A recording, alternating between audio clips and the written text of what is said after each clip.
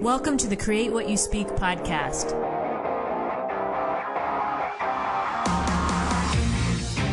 Join me as we have a real-life discussion on how to change your life by changing your thoughts. Remember, question everything, trust yourself, and find your truth. Welcome to the Create What You Speak podcast. My name is Sloan Fremont, and I'm your host. This week, we're going to be talking about harnessing our spiritual energy. I have a guest this week. His name is Walter Broach. He's the author of the book called, it's right here, About Spiritual Energy. This is Walter's book, About Spiritual Energy. One of my goals has been on the show to bring more conversations about the stuff that we talk about with other people. So bring more conversations around things like energy and what do we do with that? How do we can manage that? How can we harness it again, which is what the topic is this week. And I was really interested to have Walter on the show because he's really devoted his life to studying everything to do with metaphysics, spiritual energy, even religion. He has a lot of experience in that. And one of my big questions for Walter this week is, how do we trust the universe again after everything we've been through? I think that's like one of the questions I'm trying to answer right now personally. And knowing what we know about energy, things that we've talked about on the show over the years, I'm really curious about what his response will be. So I have a lot of questions for Walter. Sit back. I hope you enjoy this, and I will see you on the other side of the interview. Well, this week, I want to welcome Walter Broach to the Create What You Speak podcast. Walter is the author of About Spiritual Energy, Your Perpetual Joy, Your Guide to Perpetual Joy. I am so excited to have you this week, Walter. You have such an amazing and interesting background. Everything that you've talked about in your book and what I read about you is exactly what we talk about on the show. So I'm very excited to have you this week. Welcome to the show. Thank you. Welcome. Thank you. So Welcome your background is in, you've really devoted your life to learning, studying, understanding spiritual energy. You've had, you've studied religion, you've studied metaphysics, you've been involved in the library system. Can you tell us a little bit more about yourself? Yeah, I was, I'm going to tell you about how I got into metaphysics and this spiritual thing. I tell you the whole thing. And if I talk too much, you tell me. I'll shut up. Okay. It all started, I remember when I was about 8 years old, and there was an old star guy named William Bendix. I think that's his name. I remember his name, but I think it was the movie he was in. And at the end of the movie, he died. He was one of the stars of the movie. And there was this little picture of a soul floating up in towards the sky. Right. And it disappeared way up there. Right. And I decided I developed an interest in this soul thing. Yeah. That we were carrying around somewhere inside of us. And I was kind of curious, where is this stupid thing? Right. And then I became a Catholic. And when I was 8 years old, I was Baptist. I was never a really good Catholic. I hate to say that. I went to Catholic schools. They gave me a good education. I appreciated it. But when I went to college, I still had this interest, and I didn't really go to church much, but I had an interest in what this thing inside of us was. And every time I ran into something metaphysical, it just kind of interested me. And then when I was in college, I read where Einstein developed a formula, EMC squared is energy equals matter. And that is MC squared is the speed of light squared, which is fast, that equals matter. So we are composed energy and matter, the same thing. That's what that formula means. And so we developed out of matter. Out of energy. And so energy and us are the same. Our soul. Oh, go ahead. Well, so, when you talk about the soul in what you saw in that movie, and the soul is depicted as like in what I've seen, almost like a puff of cloud that comes out of the body, right? When you see it in movies, it's depicted as that. And That's so, it. yes. And so, like you're saying, it's an interesting phenomenon, because then what, right? Where does it go? Where did it begin? Where's it One of go? the things I was looking up there. right. I never could find it. In your book, one of the things that you say about that, I may not get the quote exactly right, but you say, life doesn't begin from something dead, right? That energy goes somewhere, right? Energy goes somewhere. Right. And so can you tell, what does that mean? It goes to another dimension. It goes to another person, incarnation, reincarnation. It goes up to heaven, which I call heaven. When people talk about God, it used to kind of irritate me because I never knew what they meant. Right. I mean, I was brought up that we have to ask God, we have to pray to God and beg him for everything. And one of my questions was why can't we help God? Why can't we be friends with God? Right. Maybe we're part of God. And this is where I concluded that if God is anything, he is the universe. Right. What if God is energy? God is the total kit and caboodle of energy. So, you had a question? Well, I have lots of questions, but I don't want to get too ahead. So I want to go back just a minute here, because so you've studied energy, you've studied various religions and spirituality, metaphysics. And, if we get down to the basics, because this is something too that I think gets confused a lot, is, and your book is about spiritual energy. So let's start out with some definitions. What is spiritual energy?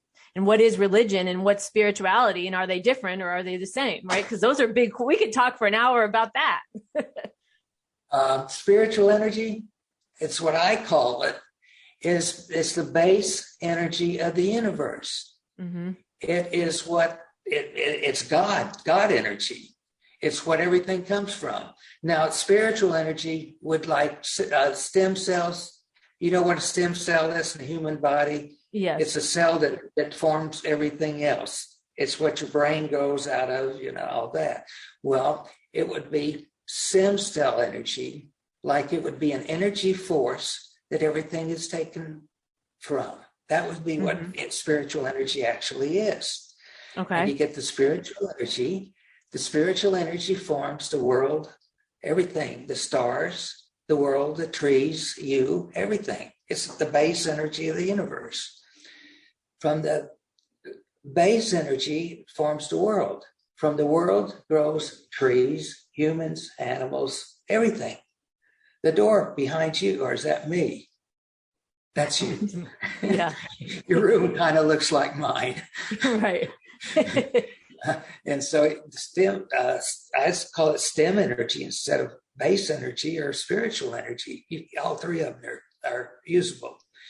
So now religion started about 4 years ago, or the Jewish religion started about 4,000 years ago. And I'm old and kind of discombobulated sometimes, so just hang with me. We'll have fun.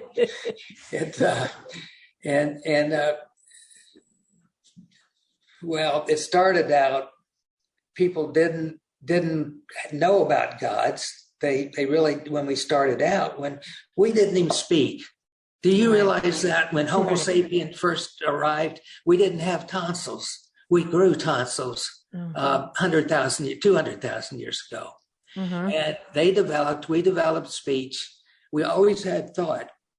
And we used to speak emotionally, which is the universal language. Right. Actually. Emotions. Yeah. Mm-hmm. Yeah. And I'm going to prove that right now. Do you have a pet? I do have two. Do you? Yes. Do you have a dog or a cat? Or? I have a dog and a cat. Yes. Mm-hmm. Good. Do you talk to your dog? All the time, all day long, all day long. Does your dog know what you're saying? No, but he turns his head and acts like he does. And he's real interested in what I have to tell him. That's it. That's Right. that's a really great type of communication. Mm-hmm. When we developed vocal cords, we started talking. Right. When we started talking, we started making things up. And we developed religions about 4,000 years ago. What was his name? He was a Jewish guy. But he came up with they used to have many gods, and he came up with the idea there was one God. And Buddhism, and what's the other one? It's in India. It's my favorite. Hinduism is Hinduism. Yeah. Hinduism. Mm-hmm. They came up with lots of gods, and I think they have one top god now. And Christianity started 2,000 years ago, and it was big time on one God. And now most religions are one God. But some religions, like Hinduism, has thousands of gods.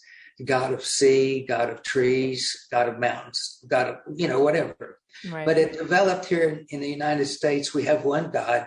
We have Christianity as the main religion. Now, the difference between religion and spirituality or spirituality there is, if you go to a religion, they've got a nice book that'll tell you how to act, what's good, what's bad, where to go, who to pray to, all that stuff. How to do it. Yeah. If you're into spirituality, they don't tell you anything. It's a self-discovery path, right? It's self-starting, self-finishing, self-understanding. You have to research everywhere, or you don't have to. In fact, there's people that aren't even into God, that if they're doing the right thing, they're going to progress. Right. Because if you're doing right and if you're thinking right, you are developing your inner self, your mind, your soul in such a way that that you're going to progress. And what is right? What is right for somebody? How do you define that? You have to decide that for yourself if you're into spirituality. Right. Now, what it is, logically, what it is when you bring out love, when you bring out happiness, when you bring out truthfulness, I said joy, the truth. Right. Like when you're sick, probably your cat more than your dog, and you're laying in bed going, the cat may come up and lay right next to you in bed and comfort you. I read a story a few weeks ago about a horse, HORSE, that they take to hospitals and they walk him down the hall.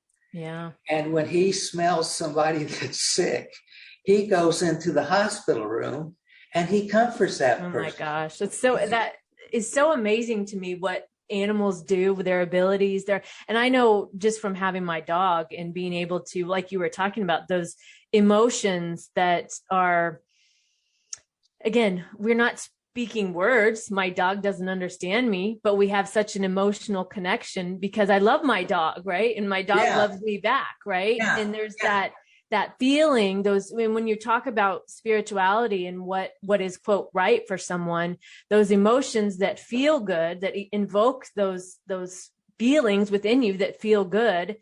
That's to me how since I've been studying this, how I can tell that I'm on the right path, right? Because I can be doing something that somebody else thinks is good or right, but feels terrible to me. Yeah.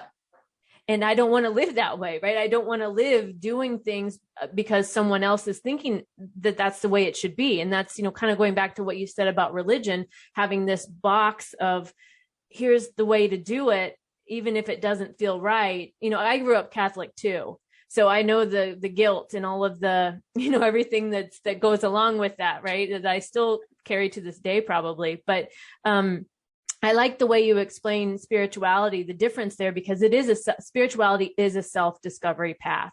Nobody tells you that when you get started, but that's what it is. And it's going to, and I have felt like for me personally going through it, that when I got started, I was looking for those answers, like, tell me how to do it. What's step one? What step, and that isn't the way it goes. Usually, at least it's open for you to do what works for you. Right. And I think we're sometimes not used to that. We're used to being told what to do, where this is an exploration. At least that's how my experience was.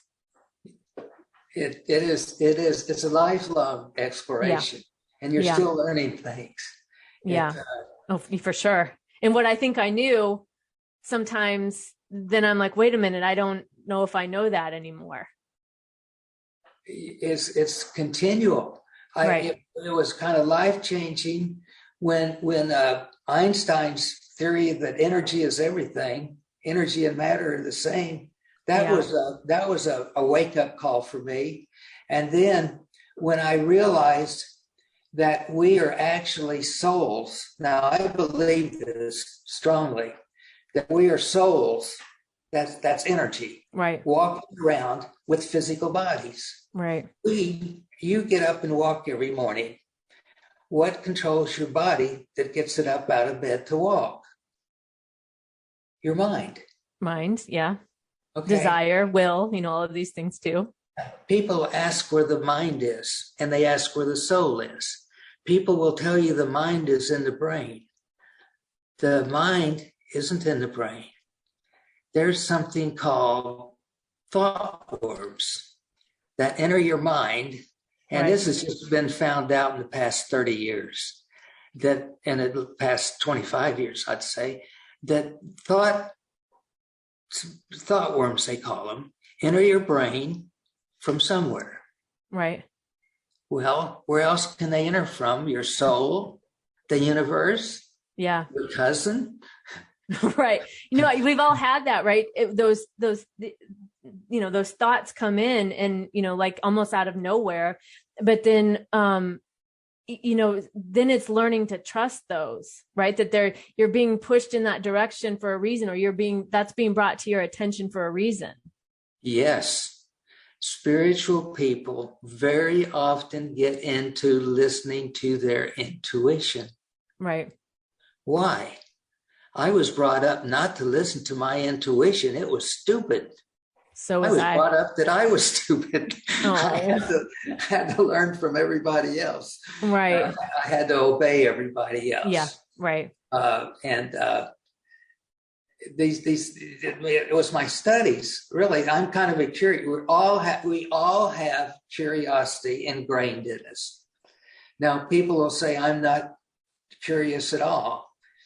Very often, our curiosity is literally beat out of us. Yeah.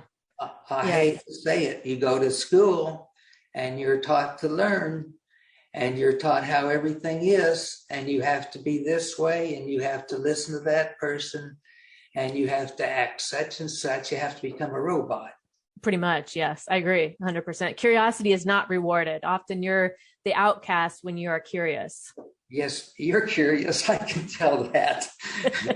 Yes, I am. That's why I do the show. That's why we're talking today. I love having these kinds of conversations. And I think they're important too, because we're talking about things like this that, it helps remind everybody that, including myself, that we're unlearning a lot of things too in this process, right? We're unlearning these things that we grew up holding as a base truth. But as we evolve and go through life, we get to let go of those things. We don't have to believe those things anymore.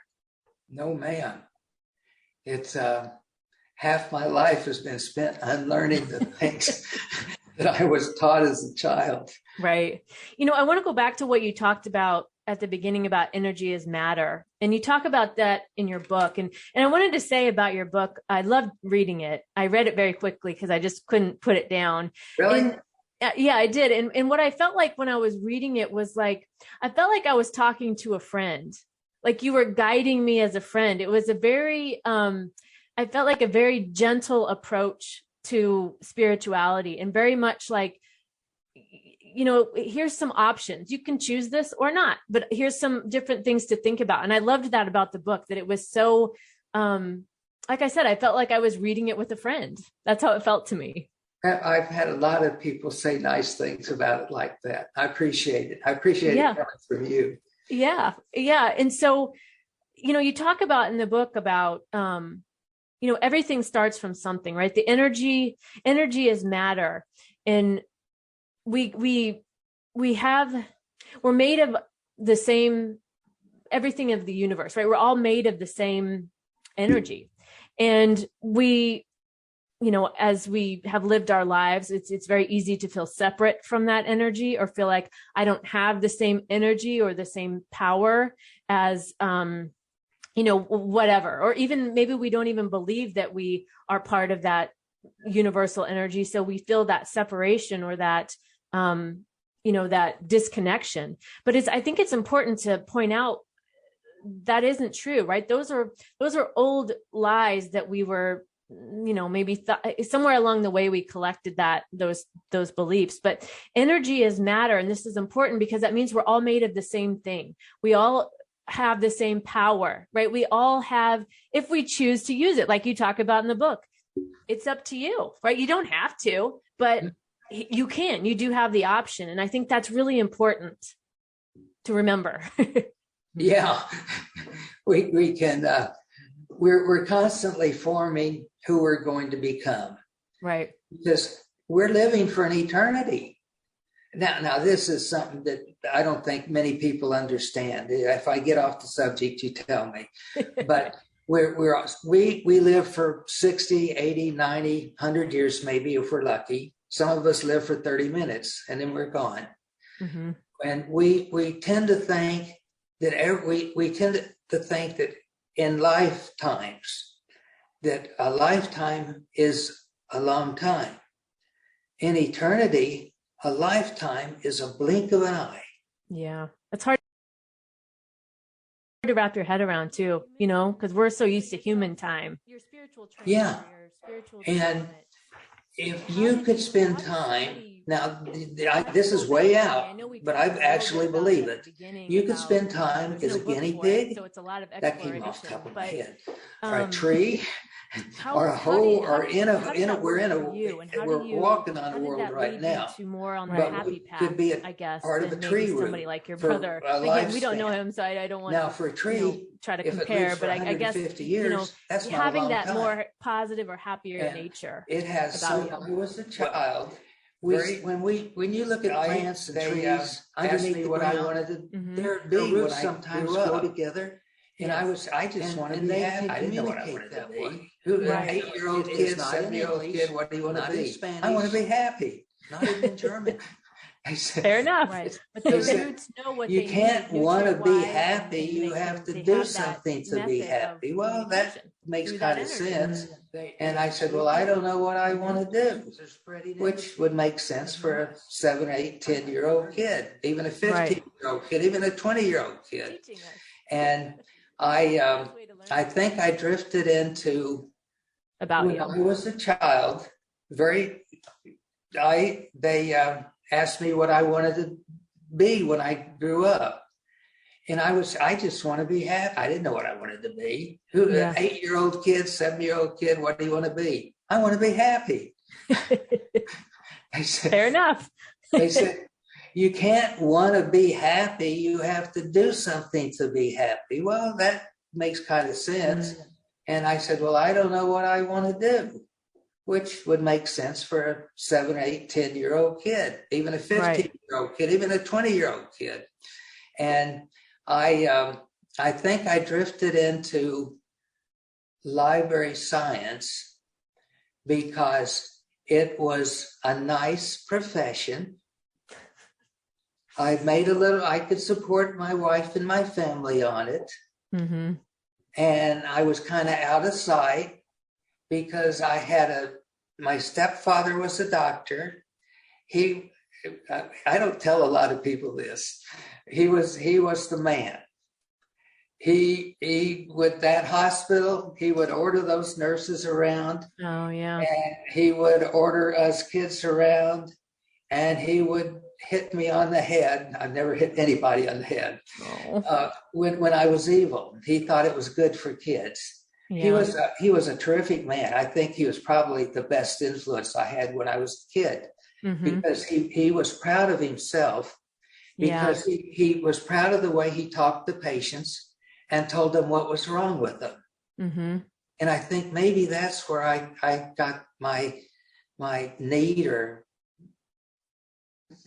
well, you saw that there's a big difference between being around somebody who is unsure of themselves and very maybe even acts out in certain ways because they're dealing with their own internal struggles. But when you see positive influences, or you see people who they stand in who they are, they know who they are. They're not trying to make excuses for it. They're, this is who I am. This is what I believe. And end of story, and I think, now we don't have a lot of that. I mean, maybe, not so much as I think everybody, I find this with myself, so I'm not going to speak for everybody, but it's really easy to second guess your beliefs or your, how you feel about something because of, what we see happens to other people. People get fired, people get, kicked off social media, people get, all these things happen to people, right? For standing up and being who they are. But really that's the core of like, when we talk about spirituality and being able to understand energy, you get yourself right energetically first, right? And then from there, we're not acting out all these pieces trying to find our energy here and there. The energy is within, and we get that right and get ourselves, in line. And then from there, everything works. That's at least been my experience. Yeah. You make mistakes, you correct them. Yeah. And you go on like that. It doesn't bother me so much. In fact, when I was selling real estate, I used to call myself a garbage collector, because after everybody messed up, I went in and settled things down, relaxed everybody, and talked about it, and got things moving. The sale would be made or whatever needed to be done. And now, when I make a mistake, I just say, it's another day. Let's go back. In fact, this morning, I've been correcting everything I did wrong yesterday. Well, my friend, one of my friends just got a dog, and she was dealing with trying to potty train the dog. And she commented something about, well, it's a learning process for the dog, but it's also a learning process for me. I'm learning as I go. And I thought that was such a great way to, I don't know, like frame the situation. Because I would have blamed myself in that, which I did, when I got my dog. I would have blamed myself and been mad at myself. But she looked at it as, oh, well, it was a learning process for me and the dog. We're getting used to it, move on. And I think, self-forgiveness is also, as you explore spirituality, as you explore even what spiritual energy maybe means individually, being willing to try something and be okay if it doesn't work, or follow a path. And if it doesn't work, that's fine. You're free to explore anything else. I think I ought to be interviewing you. No, I just talk a lot because I've done this show for a long time. So you got it down. What I wanted to get back to, though, is again talking about harnessing your spiritual energy.